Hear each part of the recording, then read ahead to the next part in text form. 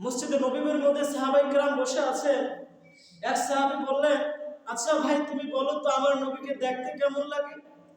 ওই সাহাবী বললেন, আমার নবীর যদি একটা একটা টুকরা যদি আলাদা আলাদা করে দেখা হয় তার সৌন্দর্য একরকম। সুবহানাল্লাহ। আমার নবীর প্রত্যেকটা অঙ্গ যদি প্রত্যেকটা টুকরো যদি একসাথে করে দেখা হয় তাহলে আরো বেশি সুন্দর লাগে। তাহলে আমার নবীকে এতটা সুন্দর লাগে, কাফিররা ওই সুন্দর চেহারা মোবারকে ওই বরকতময় শরীরে কাফিররা কিভাবে না পাথর আঘাত করেছে। হাই কার জন্য করেছে? আমি নবী নিজের খেয়ে আপনাকে জাহান্নাম থেকে বাঁচাতে চাই, এই জন্য নিয়ে আমার পাথর আঘাত করেছে। দোষটা কি ছিল নবী? নিজে খেয়ে নিজের পরে শুধু তার ভাইকে জাহান্নাম থেকে বাঁচাতে চাইছে, আগুন থেকে বাঁচাতে চাইছে, এটাই তো তার দোষ ছিল ভাই, তাই না? আর কি কোনো দোষ ছিল? এই মহল্লার একজন আলেম সে যদি আপনাকে বলে তুমি আজকে থেকে ঘুষ খাবে না, তুমি আজকে থেকে সুদ খাবে না, তুমি জেনা করবে না, তুমি ব্যভিচার করবে না, তুমি সিনেমা দেখবে না, তুমি নাটক দেখবে না, তুমি জুয়া খেলবে না, তুমি চুরি করবে না, তুমি ডাকাতি করো না, ওই আলেম খারাপ। হুজুর শুধু উচিত কথা বলে, ওই হুজুর ভালো না, হুজুরের সামনে যাও না, গেলেই হুজুর উচিত কথা বলে। দোষটা কি ভাই আমার? আমি আপনাকে খারাপ কাজ থেকে বারণ করেছি, এর থেকে দোষ আমি কি আপনাকে বলেছি খারাপ কাজ করে? বারণ করেছে। যদি বলতাম হ্যাঁ সিনেমা দেখতেছে মাশাআল্লাহ, কত সুন্দর করে নর্তকীরা নাচতেছে মাশাআল্লাহ, হ্যাঁ দেখো দেখো মাশাআল্লাহ, হুজুর আমার সঙ্গে আছে, তার মানে হুজুর যেহেতু আমার সঙ্গে আছে আর বাপ ভাই যাই বলবো সেটা না, মসজিদের ইমাম সাহেব তো আমার সঙ্গে আছে, আর কি লাগে? সাহাবায়ে কেরাম আরেক ভাইকে জিজ্ঞেস করলেন, ও ভাই তুমি বলো তো দেখি নবীকে কেমন দেখা যায়?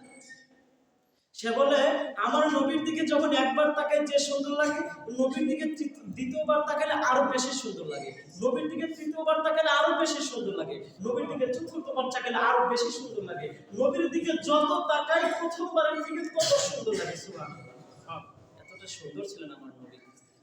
হযরত জাবের ইবনে আব্দুল্লাহ রাদিয়াল্লাহু তাআলা বলেন, আমি এক পূর্ণিমার রজনীতে মসজিদে নববীর সামনে যাচ্ছিলাম। পূর্ণিমার রজনী মানে 15তম রাত্রি, যখন রাত্রের চাঁদরা পূর্ণ আকার ধারণ করে আর সম্পূর্ণ আলোর আল্লাহ তাআলা দুনিয়াতে ঢেলে দেয়, এরকম দেখতে সুন্দর যে রাত এতটা সুন্দর লাগে যা বলার মতো না। তো জাবের রাদিয়াল্লাহু তাআলা বলেন যে আমি মসজিদে নববীর সামনে যাচ্ছিলাম আর নবী একটা লাল ডোরাকাটা চাদর পরিহিত অবস্থায় মসজিদে নববীতে বসেছিলেন। আমি জাবের একবার সেই পূর্ণিমা রজনীর ওই চাঁদের দিকে তাকাই, আবার রাসূলের দিকে তাকাই, আবার চাঁদের দিকে তাকাই, আবার রাসূলের দিকে তাকাই, আবার চাঁদের দিকে তাকাই, আবার রাসূলের দিকে তাকাই, কিন্তু আমি দৃঢ় সিদ্ধান্তে উপনীত হতে পারছিলাম না যে ওই চাঁদটা বেশি সুন্দর না আমার নবী বেশি সুন্দর। শেষ পর্যন্ত এরকম তাকাইতে তাকাইতে দৃঢ় সিদ্ধান্তে উপনীত হলাম যে ওই পূর্ণিমার রজনীর থেকে আমার নবীর চেহারা বেশি সুন্দর। আম্মা জান আয়েশা বলেন যে ও মিশরবাসী, তোমরা তো সবেমাত্র ইউসুফ আলাইহিস সালামকে দেখে তার সৌন্দর্য দেখে তোমাদের হাতটা কেটে ফেলেছো। তোমরা যদি আমার নবী মুহাম্মদুর রাসূলুল্লাহকে দেখতে, ওই মিশরবাসী শুধু তোমাদের হাত নয় তোমাদের কলিজাটাকে টেনে ছিঁড়ে ফেলে দিতে, আমার নবীর চেহারার মায়ায় পড়ে যেত।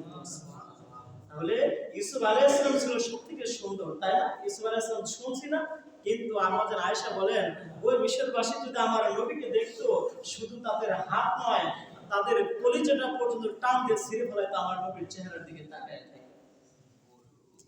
আমাদের আয়েশা আরেকটা হাদিস বর্ণনা করেন, যে দুনিয়ার মানুষ, তোমাদের সূর্য ওঠে সকালবেলা পূর্ব দিগন্ত থেকে, কিন্তু আমার একটা সূর্য আছে যেই সূর্যটা এশারের নামাজের পরে মসজিদে নববী থেকে উদিত হয়। তার মানে একটা সূর্য যখন ওঠে, ওই সূর্যটা উঠে পুরো অন্ধকার জগৎকে আলোকিত করে দেয়, তাই না? তাহলে আমাদের আয়েশা বুঝালেন, ও দুনিয়ার উম্মত, তোমাদের একটা সূর্য আছে, আমারও একটা সূর্য আছে। তোমাদের সূর্য ওঠে ফজরের পরে পূর্ব দিগন্ত থেকে, আর আমার সূর্যটা এশার নামাজের পরে মসজিদের নববী থেকে উদিত হয়। সে হলো তোমাদের সূর্য এই রাতের ঘোর অন্ধকারকে কেটে আলোয় পরিণত করে দেয়। আর আমার নবী যখন মসজিদে নববী থেকে এশারের নামাজ পড়ে যখন আমার রুমে আসেন, যে আমার রুমটা এত আলোকিত হয়ে যায় যে একটা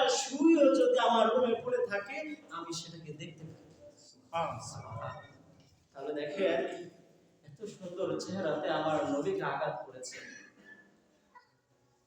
আমার নবী সেটাকে সহ্য করেছে, উহুদের প্রান্তরে নবীর দান মোবারক শহীদ করে দিয়েছে। নবী বলবেন, আমলনামা দেখে নবী বলবেন, উম্মত, আমার এই 23 বছরের কষ্ট কি তোমাদের একবার মনে পড়ে নাই? তোমাদের জন্য কি আমার দান মোবারক আমি শহীদ করিনি?